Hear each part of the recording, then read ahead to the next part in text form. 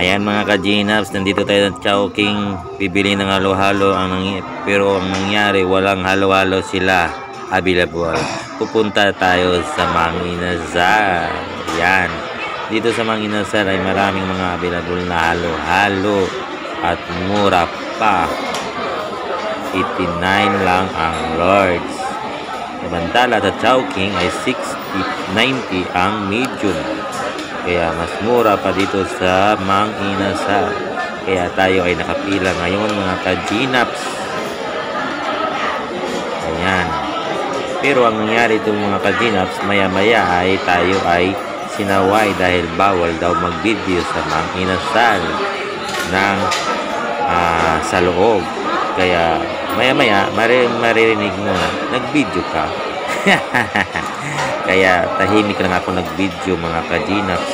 Kaya nandito tayo sa likod dahil bawal mag-video sa Mang Inasal.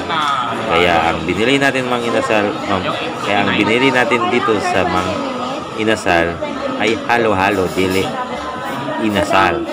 Dahil inutusan lang tayo mga ka-Gnaps magbili ng halo-halo pero libre tayo ng isa. Yan ang pinapaganda. Ang ating bibilihin ay 4 na large. Kaya ito si ate, binigyan ko ng pambayad ng halo-halo mga ka-Gnaps. Ayan. Maya-maya, maghintay daw ako ng 20 minutes, 20 ka minuto mga ka-Gnaps. Kaya tayo ay pupunta tayo doon sa gilid. Doon tayo maghintay dahil sabi nga nila mga ka-Gnaps, bawal mag-video sa Mang Inasal. Kaya napunta tuloy sa taas ang aking video mga ka-Gnaps. Pero anyway, nakabili na tayo. Kaya hihintay na lang tayo sa 20 ka minuto mga ka-Gnaps. Pasensya lang kayo, ang camera ko nasa taas dahil sekreto lang ang pag-video ko mga ka-Gnaps. Okay, hintayin na lang po ang aking order mga ka-Gnaps. Kaya hintayin na lang kayo.